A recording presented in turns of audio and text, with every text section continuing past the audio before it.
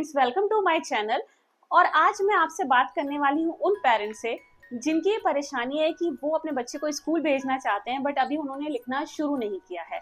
मेरी भी एक बेटी है 3 साल की, मैंने उसे किस तरह से लिखना सिखाया, आज मैं वो जर्नी आप लोगों के साथ शेयर करने वाली हूँ। आई होप वो आपके लिए काफी हेल्पफुल होगा। अगर आप अपने बच्चे को लिखना सिखाना चाहते हैं तो आप सबसे पहले उसे इस तरीके के क्रेयॉन्स ला करके दीजिए। जी हाँ, ये बच्चों को लिखने के लिए काफी हेल्पफुल होते हैं। कई सारे कलर्स में होते हैं तो बच्चे इसे देख के काफी अट्रैक्टिव लगता है ये उनको। तो आप जब उन्हें इस तरह के कलर्स ला करके देंगे और साथ ही साथ उसे कुछ डायरीज या फिर आपके नोटबुक वगैरह होगी तो आप उस तरह की नोटबुक भी ला करके मार्केट से दे सकते हैं। और बच्चे को अपने मन चाहे कलर से करने दीजिए, वो जो भी लिखना चाहता है। जैसे वो आप उसे कलर्स ला करके देंगे तो वो सबसे पहले स्क्रिबलिंग करेगा, उसमें जो भी उसका मन करेगा वो उसमें ड्रॉ करेगा। तो जब वो इस तरीके, अब आप सोच रहे होंगे कि यहाँ तो बात लिखने की हो रही है तो यहाँ पे स्क्रिबलिंग का क्या मतलब है। इससे क्या होगा कि उसके हाथों की जो ग्रिप होगी, क्योंकि बच्चे की जो कलाई होती है वो काफी स्टिफ होती है। जब बच्चा, हमें उसे वही सिखाना है, जब बच्चा किसी भी चीज को ड्रॉ करेगा, उसमें स्क्रिबलिंग करेगा तो वो पेंसिल को या कलर को होल्ड करेगा। इससे क्या होगा कि उसके हाथों की जो पकड़ है, पेंसिल को जो पकड़ने की हैबिट उसके अंदर पड़ेगी। तो देखिए, मेरी भी बेटी है तो मैंने उसे इस तरह के कलर दिए हुए थे तो उसने इस तरह की देखिए स्क्रिबलिंग कर रखी है। बहुत, ये देखिए बच्चे इसी तरह से लिखना सीखते हैं। तो ये स्क्रिबलिंग जो है फर्स्ट स्टेप हो सकता है उसकी राइटिंग करने में। बच्चे की राइटिंग को करने में स्क्रिबलिंग जो है बहुत इंपॉर्टेंट है। तो आप उसे इस तरह के कलर्स ला करके दे सकते हैं या मार्केट में आने वाले इस तरह के स्केच कलर आते हैं वो भी आप उन्हें ला करके दे सकते हैं। पेंसिल अभी नहीं देना है बच्चे को, क्योंकि ये जो कलरफुल, जब वो देखते हैं किसी भी कलरफुल चीज को तो वो बार बार इस चीज को करना चाहेंगे। तो ये कलर हुए या फिर क्रेयॉन्स हुए, ये काफी इफेक्टिव होते हैं बच्चे को लिखने की आदत डलवाने में। तो आपको मैं बताऊं, फिर दूसरा स्टेप ये है कि अगर आप बच्चे को लिखना सिखाना चाहते हैं तो आप अपने बचपन के दिनों में जाइए। याद है आपको चौक या फिर हम लोग एक बोर्ड लेते थे उसमें लिखते थे, तो आप इस तरह का बोर्ड मार्केट में, ये चीजें पुरानी जरूर हो गई हैं लेकिन आज भी काफी हेल्पफुल है बच्चे को राइटिंग कराने के लिए। तो ये इस तरह के बोर्ड आप ला सकते हैं, बोर्ड या फिर चौक आती है, आप इस तरह से ला करके अपने बच्चे को दीजिए। तो बच्चे के लिए इस पर लिखना एक नया एक्सपीरियंस होगा, क्योंकि बच्चे बहुत जल्दी बोर भी हो जाते हैं। जब आप उन्हें कलर या फिर नोटबुक देंगे तो वो थोड़ी देर बैठेंगे, फिर थोड़ी देर बाद आप देखेंगे कि बोर्ड करके भाग जाएंगे, तो बोर हो जाएंगे। तो आप जब उसे ये दूसरी चीज देंगे तो ये यहाँ पर उसका कुछ एक्सपीरियंस डिफरेंट होगा, तो वो इसमें लिखना चाहेगा, इसमें थोड़ा टाइम देगा। तो ये सारी ही स्टेप जो हैं वो उसको लिखने में काफी हेल्पफुल होंगे। तो चौक से जब वो बच्चा लिखेगा तो चौक हुआ या कलर हुआ, ये सारे वही काम करते हैं जो आगे जाकर के पेंसिल करेगी। तो आप उसे चौक ला करके दें और उससे कहिए कि इस पे कुछ भी बनाओ, वो कुछ भी ड्रॉ करे इसमें। और या फिर आपने अगर उसे इस तरह के क्रेयॉन्स दिए हैं और आपने उसको नोटबुक दी है, कहा कि इसमें लिखो, तो आप इसको करने के साथ साथ इरेजर भी रखिए और अपने बच्चे को, या फिर आप कहिए कि यहाँ पर एक पेंसिल बनाओ, कुछ भी बनाओ, और फिर आप उससे कहिए कि इसको इरेज करो, क्योंकि बच्चे को लिखने से ज्यादा इरेज करने में मजा आता है। मेरी भी बेटी है, उसने बहुत सारी चीजों में स्क्रिबलिंग कर रखी है, लाइक बेड पे या ये डोर पे। तो क्योंकि बच्चा जब लिखना सीखता है तो वो हर जगह लिखना चाहता है, लेकिन डोंट वरी, जब बच्चा लिखना कुछ नया शुरू कर रहा है तो ये सारी चीजें तो आपको फेस करनी पड़ेंगी। मार्केट में भी कई सारी चीजें आ गई हैं अब, आजकल बहुत सारी चीजें हैं जिसे आप इरेज कर सकते हैं इजिली। खैर, तो आप कहने का मेरा यही मतलब है कि आप इस तरह के बोर्ड ले लीजिए, चौक ले लीजिए और अपने बच्चे को इसमें लिखने के लिए दीजिए। लेकिन हाँ, आपको भी कहीं ना कहीं बच्चे के साथ बैठना पड़ेगा और उसे लिखने में हेल्प करनी पड़ेगी, क्योंकि मस्ती मजा चलते रहना चाहिए, तभी बच्चा इंटरेस्ट आएगा बच्चे को पढ़ने में। अगर आप सोचे कि शुरू में ही तुरंत ही हम उसको एक पेंसिल दे दें, एक कॉपी दे दें और कहें कि अल्फाबेट लिखो, बच्चा नहीं लिखेगा। तो ये काफी सारी चीजें हैं जिससे आप अपने बच्चे को लिखने में इंटरेस्ट दिला सकते हैं। अब यहाँ पर तीसरा स्टेप आता है कि हम बच्चे को और क्या चीजें हैं जिससे बच्चे को इंटरेस्ट आ सकता है पढ़ाई में। तो आप बच्चे को हैंड पेंटिंग दे सकते हैं।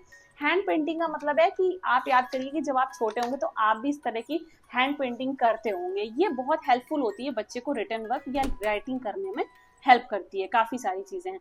तो ये हैंड पेंटिंग कैसे कराएंगे, आप अपना हाथ रखिए और बच्चे से कहिए कि ड्रॉ करे, या फिर बच्चे का हाथ आप रखिए और आप उसे ड्रॉ करें। तो ये एक गेम जैसा हो जाएगा बच्चे के लिए और बच्चे को इसमें काफी इंटरेस्ट आएगा। ये भी काफी हेल्पफुल होता है कि बच्चे को राइटिंग कराने के लिए। तो ये जो लिखने की हैबिट है वो अभी लिख नहीं रहा है, लेकिन हाँ इससे वो सीख रहा है कि हम पेंसिल को होल्ड कैसे करें। वो यहाँ बैठना सीख रहा है, वो यहाँ समझ रहा है कि हम किस तरह से अपने हाथों की एक ग्रिप बनाएं कि पेंसिल को या चौक को या कलर को किस तरह से पकड़ें। तो ये हैंड पेंटिंग भी काफी मजेदार चीज है जो आप अपने बच्चे के साथ कर सकते हैं। दूसरी चीज, आप इसी से मिलता जुलता एक थंब पेंटिंग भी कर सकते हैं। आप कलर लीजिए, कोई भी वाटर कलर या ट्यूब कलर, और आप उसके थंब पर इस तरह से लगा दीजिए और बच्चे से कहिए कि वो प्रेस करे। तो ये एक एक्टिविटी ऐसी है, बहुत ही इसमें मजा आने वाला है बच्चे को। और जब आप ये सारी चीजें कराएंगे ना, तो आप देखेंगे बच्चा धीरे धीरे थोड़ा थक गया है, बोर हो गया है। तो आप इस तरह के एक नई चीज भी डालिए जिससे बच्चे के अंदर लिखने का इंटरेस्ट जगता रहे। तो आपको क्या करना है, उससे थंब पेंटिंग भी करा सकते हैं आप। ये इसी तरह की हैंड पेंटिंग के जैसा ही होता है, ये भी काफी मजेदार चीज है। तो आप थंब पेंटिंग करा सकते हैं। इसके बाद बात आती है कि अब हम क्या करें। बच्चे ने पेंसिल पकड़ना सीख लिया है, होल्ड कर रहा है, बच्चे स्क्रिबलिंग करना सीख गया है, इसके अलावा उसने ये हैंड पेंटिंग भी करी है, थंब पेंटिंग भी कर ली। अब हम आगे बात क्या करें, इतना करने के बाद बच्चा क्या करे। तो अब आप उसको धीरे धीरे सर्कल की तरफ ले जाइए। जी हाँ, आप उसे सर्कल बनाइए, क्योंकि सर्कल में क्या होता है, एंड टू एंड टच करने होते हैं। तो जब वो बच्चा ऐसे राउंड बनाएगा तो इससे क्या होगा, बैलेंस बनेगा उसका, और साथ ही साथ एक बैलेंस बनने के साथ साथ उसमें हाथों में जो है एक पावर भी आएगी कि पकड़ने की पेंसिल को, है ना। तो कहने का मतलब एक स्ट्रेंथ बनेगी और साथ ही साथ एक ग्रिप बनेगी, एक बैलेंस आएगा उसके लिखने में पेंसिल को पकड़ने के बाद। तो ये सर्कल बनाना भी कहीं ना कहीं बहुत हेल्पफुल होगा बच्चे की राइटिंग में। जो ये आप राइटिंग हैबिट डलवाना चाह रहे हैं उसकी, तो आप उसको सर्कल बनाने को दें, इससे जो है बैलेंस आएगा, बहुत अच्छा रहेगा उसके लिए। तो ये भी कहीं ना कहीं हेल्प करता है। लेकिन इन सारी चीजों के बीच आप ये मत भूलिए कि आपने सारा सामान तो ला करके रख दिया और खुद आप उस बच्चे के साथ टाइम नहीं दे रहे हैं। आपको बराबर बच्चे को टाइम देना पड़ेगा, तभी बच्चा इन सारी चीजों में इंटरेस्ट लेगा।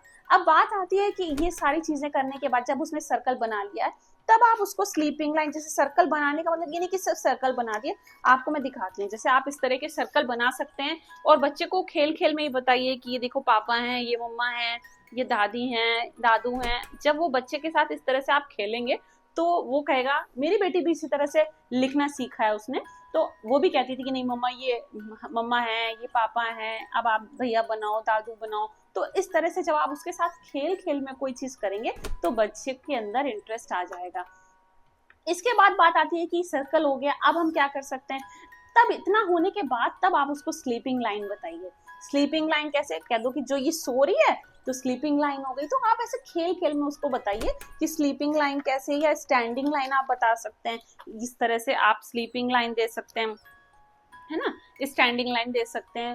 तो जब पहले आप इतना कुछ कराइए उसको, फिर आप देखेंगे कि धीरे धीरे वो पेंसिल को पकड़ना सीख गई, एटलीस्ट बैठना सीख गई है, वो समझ गई कि मम्मा क्या कराने वाली है। तो आपके लिए ये सारी चीजें काफी हेल्पफुल होंगी जब आप बच्चे को लिखना सिखा रहे होंगे। अगर आपको वीडियो पसंद आई हो तो प्लीज लाइक करिए, और अगर कोई सजेशन हो तो प्लीज कमेंट बॉक्स में जरूर बताइए। तो कैसा लगा आपको ये वीडियो। Okay bye friends.